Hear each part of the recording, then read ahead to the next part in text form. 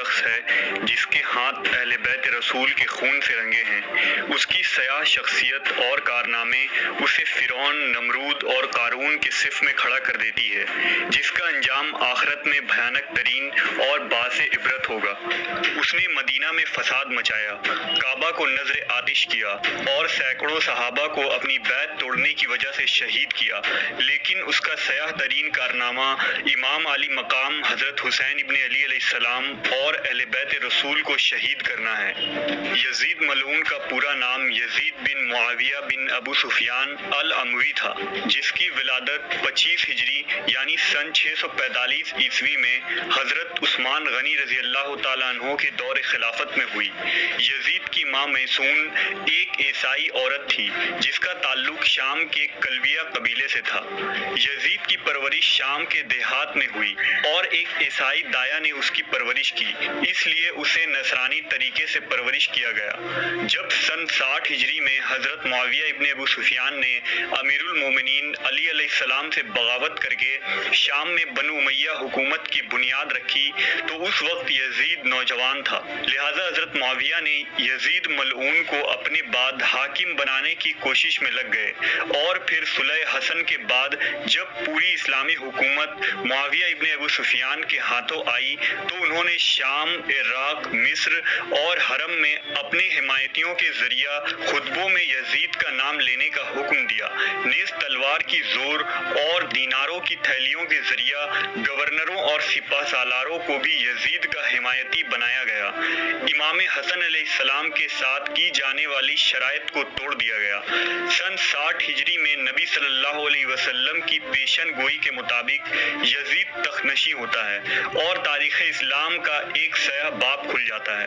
کچھ اصحاب رسول یزید کی بیعت سے صریح طور پر انکار کر دیتے ہیں، جن میں اس وقت کے سب سے افضل شخص اور نواسۂ رسول حضرت حسین ابن علی بھی شامل تھے۔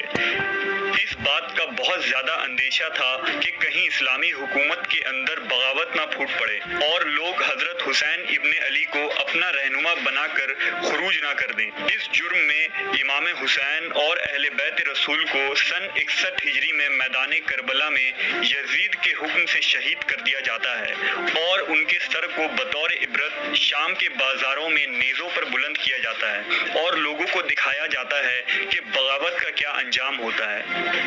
یزید کی ذاتی زندگی کو مورخین نے فحاشی، برائی، خباثت اور سرکشی سے بھرا ہوا لکھا ہے۔ امام طبری نے نقل کیا کہ صحابی رسول حضرت عبداللہ ابن حنظلہ رضی اللہ تعالیٰ عنہ اور اصحاب کی ایک جماعت نے جب یزید کے متعلق معلومات کی اور اس کے دربار پہنچے تو اسے ایک سرکش حاکم پایا، لہٰذا حضرت عبداللہ ابن حنظلہ کہتے ہیں کہ خدا کی قسم ہم یزید کے دربار سے اس حال میں باہر نکلے کہ ہمیں آسمان سے پتھر برسنے کا خوف تھا۔ وہ ایک بے دین، شراب خور، موسیقار کا چاہنے والا، کتوں اور بندروں سے کھیلنے والا اور زنا کرنے والا شخص تھا۔ علامہ مسعودی لکھتے ہیں کہ یزید کی زندگی فرعون کے مثل تھی۔ شہادت حسین کے بعد بھی یزید ملعون نے لوگوں پر بے دریغ ظلم کیے۔ جب مدینہ والوں نے اس کی بیعت توڑی تو اس نے شامی لشکر کو مدینہ بھیجا اور مدینہ کو 3 دنوں کے لیے سپاہیوں پر حلال کر دیا۔ ان 3 دنوں میں سپاہیوں نے مدینہ والوں پر مسلسل ظلم کیے، صحابہ اکرام کو قتل کیا، لوگوں کے مال لوٹے، عورتوں کے ساتھ زنا کیا اور مسجد نبوی میں اپنے گھوڑے باندھے۔ پھر 63 ہجری کے آخر میں جب حضرت عبداللہ ابن زبیر رضی اللہ تعالیٰ عنہ نے مکہ میں اپنی امارت قائم کر لی تو یزید کے حکم سے شامی فوج نے مکہ پر چڑھائی کر دی اور حرم میں منجنیقے پھینکے، جس سے کعبہ میں آگ لگ گئی، بیت اللہ کی ایک دیوار بھی شہید ہو گئی۔ بقول اسیران کربلا یزید کی حکومت کے اب گنتی کے چند دن رہ گئے تھے اور قریب ہی وہ دنیا اور آخرت میں تباہ و برباد ہونے والا تھا۔ یزید کی موت کے متعلق مورخین کے الگ الگ اقوال اور روایات ملتے ہیں، جن میں سب سے زیادہ باسند اور صحیح قول یہ ہے کہ شہادت حسین اور حرہ کے واقعہ کے بعد جب یزید اپنے جشن اور اس وقت اس نے مکہ پر حملہ کرنے کا حکم جاری کیا۔ یہ سن 64 ہجری ربیع الاول کا مہینہ تھا۔ چند ہی دنوں میں وہ ایک موذی بیماری میں مبتلا ہو گیا۔ اس کے پیٹ میں خطرناک درد اٹھا جس سے اس کی آنتیں سڑنے لگی اور ان میں کیڑے پیدا ہونے لگے۔ دمشق کے بڑے بڑے طبیب کو بلایا گیا، لیکن وہ اس بیماری سے یزید کو شفا یاب کرنے میں ناکام ہو جاتے تھے، کیونکہ یہ اللہ کی طرف سے قہر تھا جو اسے قبر تک لے جانے والی تھی۔ آنتوں کے سڑنے کے بعد وہ بستر پر مچھلی کی طرح تڑپنے لگا اور اپنے بستر پر پاؤں مارتا تھا۔ وہ رات رات بھر درد کے مارے چیختا اور اپنی تکلیف کی شدت سے جب چیخیں مارتا تو خنزیر کی طرح آواز نکلتی۔ اگر پانی پیتا تو حلق میں جا کر چھری چلنے جیسی تکلیف محسوس کرتا اور نہ پیتا تو سینے میں آگ لگ جانے والی جلن محسوس کرتا۔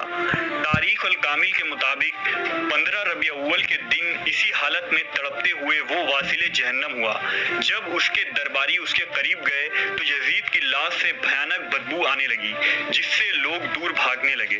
ایک روایت کے مطابق اسے مقام حورین میں دفن کیا گیا، اور جب بنی عباس کی حکومت آئی تو انہوں نے یزید اور اموی حاکم کے قبر کو پھر سے کھود کر جب اس کی لاش باہر نکالی تو وہ بدترین حالت میں تھی، جسے خلیفہ منصور نے باعث عبرت سولی پر چڑھانے کا حکم دیا۔